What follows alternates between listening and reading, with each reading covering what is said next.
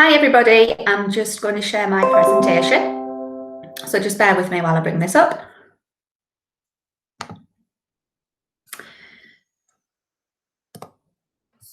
Come on. So welcome to the 6th session, really difficult to say that guys, to the Net English Route 1 training programme. So this afternoon's session is focusing on effective essay writing skills with a real focus on how to write analytically, but also how to tease out interpretation from an extract or from a text. Okay, so for those of you who've never met me, I'm A.Potts and Director of Subject for NET, and at the moment I'm based between Red House Academy in Sunderland and Walbottle in Newcastle. So it's a very quick welcome. This is my second session. The first session that I delivered was for session 2A follow-up on concepts and continuity. So just a really brief overview. The purpose of this presentation is to answer the following questions. So first of all, how do you formulate an interpretation? What is an interpretation? What makes a good essay? What makes good analysis? What's the difference between language analysis and conceptual analysis? And how can we promote our pupils to be excellent interpreters of literature and language? So first of all, I just want to show you this image in particular of the spider's web and the spider. And this is a way that I always explain what literature is to my pupils. And the idea is that a spider's web is something that is crafted by the spider. There's a purpose. And if you look at the web, it's very intricate. It's all connected. And if you pulled one part of the web, the rest of the web would follow suit. And that to me is what literature is. It's a piece of crafted writing where everything is connected. And the writer, or the metaphoric spider, uses these tools to promote a message that they have to say about society, about people, and about humanity. And I think it's really important that our pupils understand that that's what literature is before we expect them to dissect it, to analyse it, and to be able to interpret it. So just very quickly, what do I mean by a writer's tool? So the simplest form of tool that a writer uses is a character. And we've got to remember that a character is a representation of a big idea. We will also have within every piece of literature some parallel and contrasting characters. And again, that's another method. And going even further, we will have an evolvement in characters. They will evolve over time because they represent certain ideas. Secondly and thirdly, in a piece of literature, we've got key moments. So key moments that are at the core of the narrative's plot of the piece of literature, but also key moments within the character.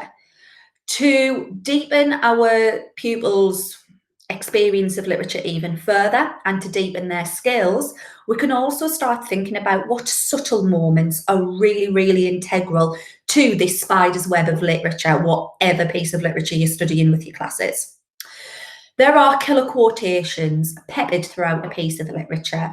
And if we take, for example, Macbeth, "Come you spirits and sex me here," is a killer quotation that students should be able to place within the web of the play and link it to a key moment and a key character.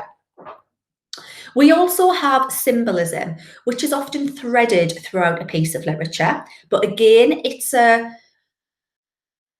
tool that the writer uses, but it's a more sophisticated tool than the character. And then we have concepts, big ideas, and this links back to the session that I did mid-September. And concepts underpin all of these tools because the concept, the big idea, links to what the writer is valuing and or criticising. And it's what the writer values or criticises in the world, in society, in humanity. So I know that seems the images in particular seem like a very simplistic way of explaining what a piece of literature is, but it's actually more complicated than the images suggest. Another way of thinking about a piece of literature is that's a protagonist's journey. Each piece of literature has a protagonist who starts in a certain place, develops and evolves, and ends in a certain place. And we also have 4 conceptual ideas that are intrinsic to every single piece of literature. Conflict, whether it's an actual conflict, a conflict between people, a conflict between ideas, or an internal conflict. We have power, characters who are symbolized as being powerful, maybe physically powerful or emotionally powerful, but then throughout their journey, they experience different forms of power and they might develop into being a powerless character or vice versa. We also have love, which is linked with the idea of relationships between people, but there's also a love for more abstract ideas. For example, I mentioned Macbeth earlier. We can talk about how he has a love for power and how that love for power actually consumes him and ruins his relationship with his wife, you could argue.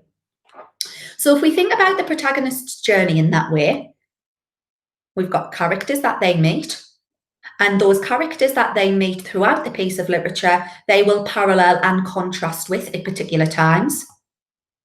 We've got killer quotations, we've got key and subtle moments that the character will experience on their journey. There will be symbols woven throughout the plot. And at every moment of the character's journey, there will be a big idea, a concept. And that will link to the end of the protagonist's journey, the end of the piece of literature. What is the right of valuing and or criticising throughout that? So hopefully that makes sense. Now, I just want to take us back to our Key Stage 3 curriculum, and I just want us to think about where could we embed some essay writing opportunities within year 7, 8 and 9. And again, remember the backwards and the forwards idea of planning, because if we think across the year, so for example, in year 9, from term 1A to term 2B, that's going forwards, but then we can also link back to previous years, and the backwards and the forwards model equals a deepening of a skill. And it's really important to say this here, but at this moment in time, whatever you are teaching, you are not teaching just the text, you're teaching the topic and the skills. So, essay writing opportunities within the first term of year 7 and year 8 with Othello. We then have those skills, if we fast forward to term 2A with the Gothic anthology and Oliver Twist, and then if we fast forward again to Flowers for Algernon and Blood Brothers in the modern fiction. In year 9, we've got poetry over time, but also reading skills for language analysis. And then we've got the teaching of Shakespeare in year 9, and then where we revisit fiction reading skills. So the idea of an extended piece of writing, an essay, is evident throughout. So here's a brief example taken from a potential year 9 lesson on Macbeth. So, starting with this extract, how does Shakespeare present the relationship between Macbeth and Banquo? At this moment, I would always provide my pupils with at least 3 minutes to note down everything that they know about the character or the idea in their given question. Okay, and you will recognise the yellow boxes underneath that block up what a good plan looks like. And we'll talk about how important planning is in a couple of slides' time. So I would give this question, which does require an essay response. And this is how I would approach it in the classroom. So I would say, right, 3 minutes, Note down everything you know about the relationship between Macbeth and Banquo. Think about the whole play. Think about the spider's web. Think about all of the concepts that underpin Macbeth and Banquo's characters, but also the relationship between the two. Think about the key moments in the relationship between Macbeth and Banquo. What symbols can we bring in? What quotations that we've talked about earlier can we adapt to fit this question? Do Macbeth and Banquo parallel each other, or do they contrast each other? They actually do both if we think about how Macbeth's character evolves throughout the play. What does Shakespeare value and criticise? And is there anything that we can take from our previous examples that we've produced as a class? And in the Respire box, I think it's really important that I've noted down what is Shakespeare saying about people, because ultimately that is what English literature is. So, break and plan an essay down. It is a key component of writing a successful essay. It has to be modelled. We can't just expect our pupils to know how to plan. And I know that when I was an NQT, I did just expect them to know how to plan. I didn't actually model it. I didn't break it down for them. But we've got to do that for our pupils. We've got to explain how to model. We've got to give them a structure. Thirdly, this modelling needs to be regularly integrated into our teaching and learning pedagogy, because only if we do that will we have successful individual essay plans and essays. So I just want to show you an example that has been published by AQA. I do have other examples. If anybody's interested, please drop me an email and I'll send those out and share them. But once we've planned an essay and thought about the content of it, it's also really important to think about, well, how are you going to structure your essay? How are you going to sequence it? What are you going to talk about first? What are you then going to talk about? And how are you going to end your essay? And this is an example taken from 2017, I think, from a real exam time response. So it was a real pupil sitting their English literature paper at the back end of May in 2017. And the question was on ambition in Macbeth. And you can see straight away that they have picked out the key concept, the key idea of the question, and then they have talked about all of the different elements. So first of all, the thing that they've said about ambition is that it can take over and overpower morals. And then it includes a little quotation from Macbeth with his vaulting ambition. So straight away, it is really evident that this student is thinking about Macbeth as an entire piece of literature, this spider's web, and is noting down everything that they can recall. The second thing that they've said is that it changes people. And they've remembered and brought in another killer quotation, too full of the milk of human kindness, and they've brought in another character and another key moment. They then talk about how ambition leads to destruction, how Banquo is ambitious, but he doesn't act on it, and how he's a contrast with Macbeth. Okay? They've talked about the twofold structure, and they've talked about the good qualities of Duncan. Okay, so this student has clearly spent a few minutes thinking about everything that they know about ambition in the play, and it completely follows this method of working the question. Okay.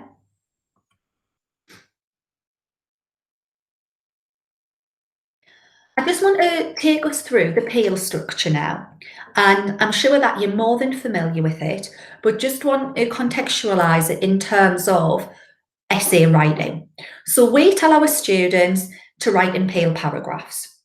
So their point needs to be thoughtful and detailed, and it needs to be conceptual about the extract or the whole play.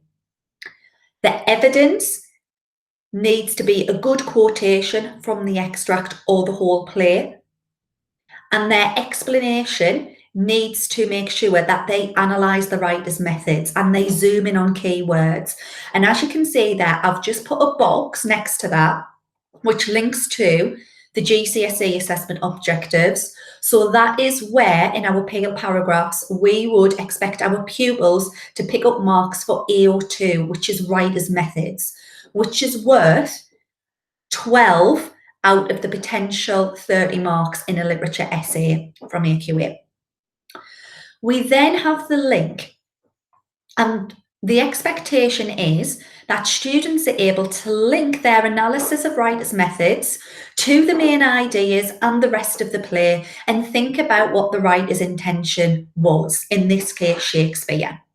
And a really effective Peel paragraph is not restrictive in the sense where it just demonstrates language analysis. It's about so much more than that.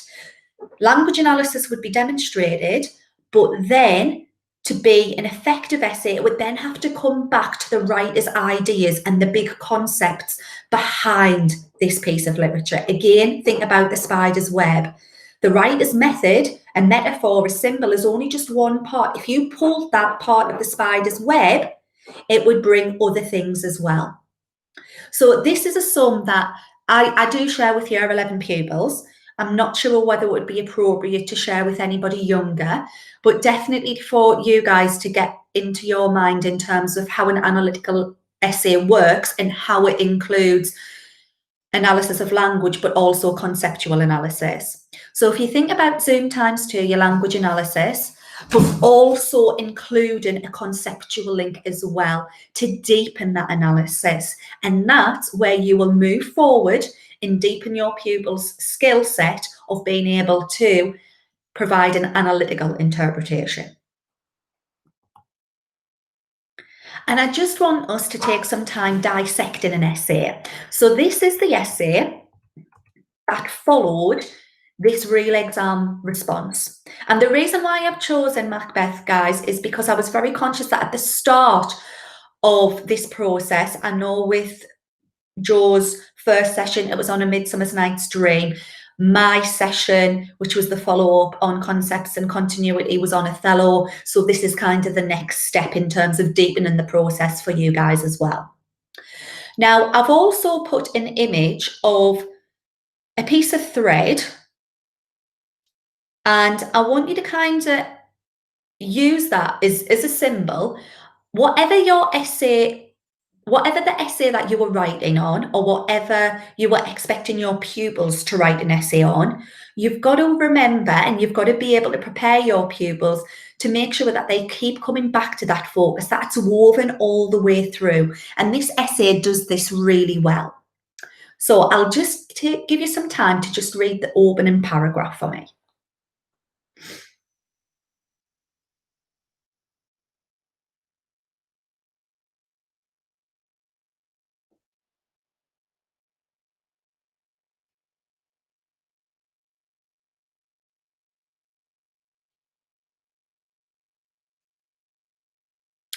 Okay, so you'll notice straight away that this is an introduction. It's not following the Peel structure. The first thing that I've got to say about this is that it immediately starts with a conceptual response. This idea, it's focusing on ambition. It refers to ambition as a driving force. It keeps mentioning Shakespeare and it talks about ambition overpowering a character. Okay, it then also brings in other characters. And I agree with the people who wrote this. I don't think that Macbeth would have killed Duncan if his ambition wasn't so strong and if he hadn't allowed himself to be manipulated by his wife and the witches. The last sentence in that introduction doesn't add anything to it. So this essay will discuss the ways in which Shakespeare presents ambition in the extract and the play as a whole and how he does this. That's a waste of time. Okay, so the second paragraph, if you can just read that for me, please.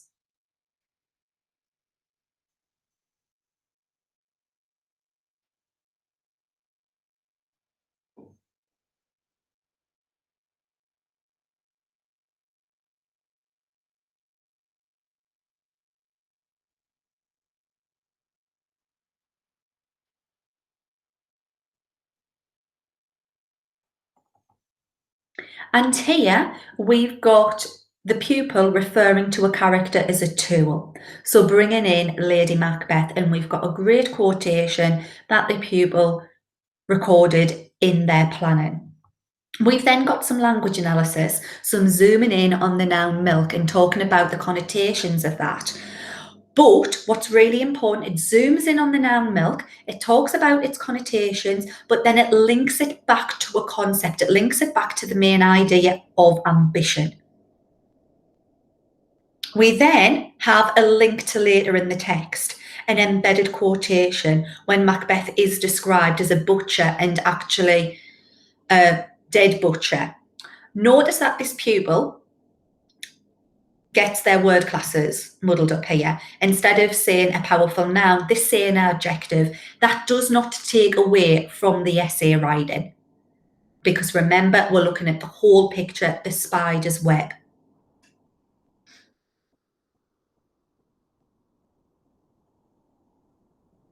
Okay, if we can just read the third paragraph for me.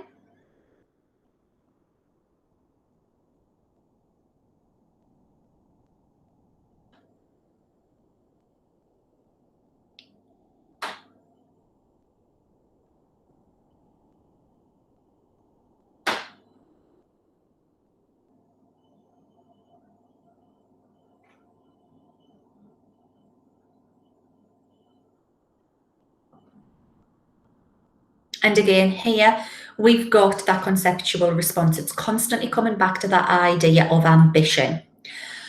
I always encourage my pupils to include the connectives furthermore and on a deeper level, more so in the explanation element of their peer paragraphs, but it does showcase to the examiner and to the reader of the essay that they are looking for deeper meanings.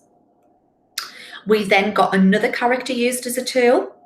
So in this case, we've got Lady Macbeth, and then again, we've got more language analysis. So it's very evident that this pupil is effectively using the peel structure. It's really important to notice how they link the noun illness to this idea of destruction, but then also to ambition. And then again, there's another link to later on in the text.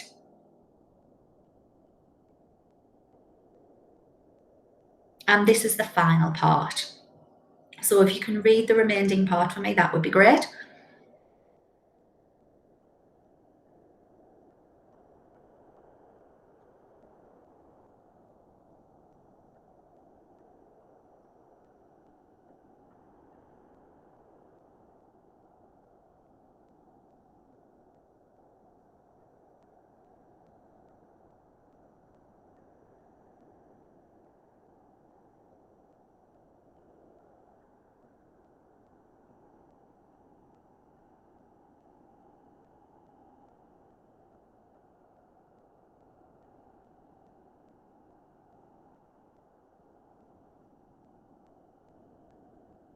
Okay, so again, keep coming back to that concept. It's woven throughout.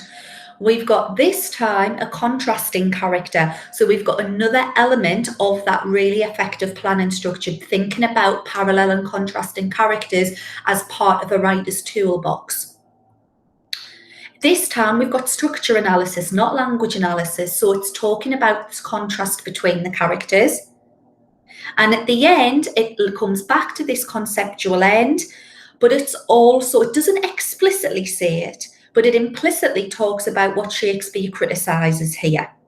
So the idea that if an individual is consumed by power and ambition, it can lead to someone's downfall if it isn't controlled. So out of 30, this essay was awarded 25 marks out of 30 by AQA. So a high grade in essay, grade 7. Okay, and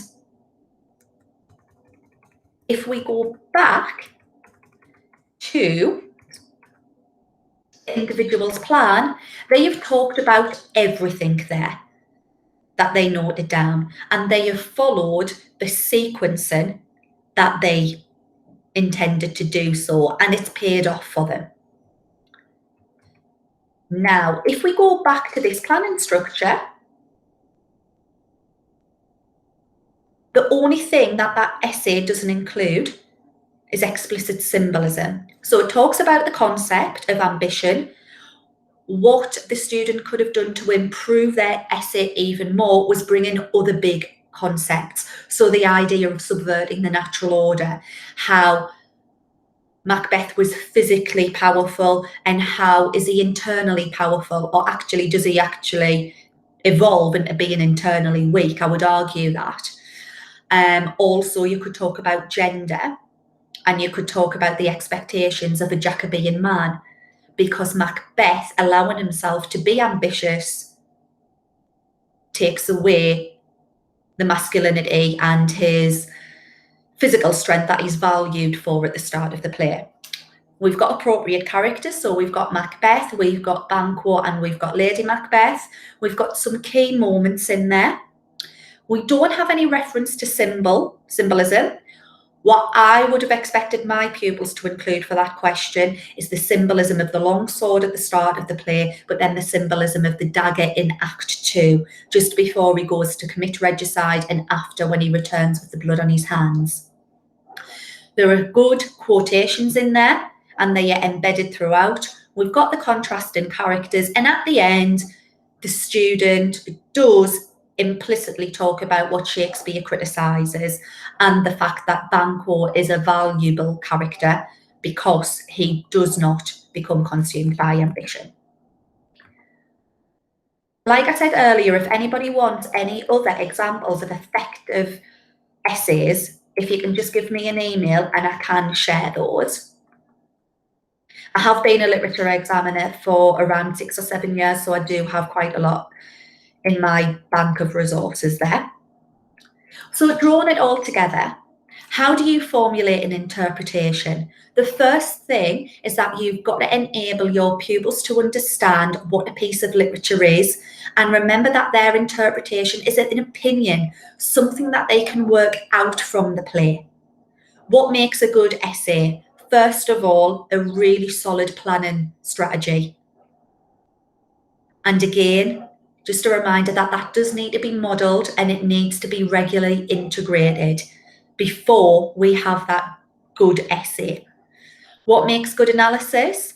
Language analysis, but then also that deepening, using connectives such as furthermore on a deeper level, looking for symbolism, looking at a contrast between characters, but also making sure that any language analysis or structural analysis is then deepened by coming back to a concept or a big idea.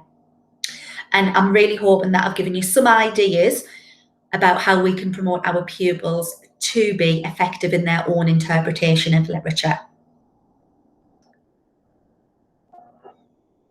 So just a little reminder here that there is the English language and literature recipe book and the Net YouTube channel.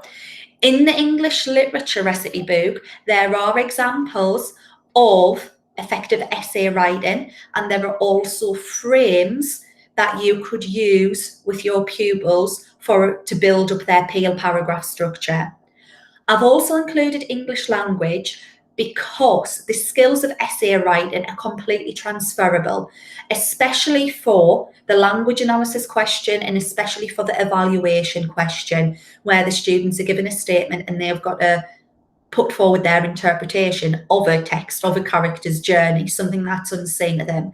That is, in essence, a mini literature essay. The Net YouTube channel, loads of resources on there in terms of being able to deepen your own and your pupils' analysis. And that brings us to the end of our 6th session, essaying the essay, writing analytically and interpretively. So my email address is on there. Please feel free to drop me an email, drop me a text, request any additional support, any models, anything else that you feel would be of benefit to you. And I hope that you found that beneficial. Thank you.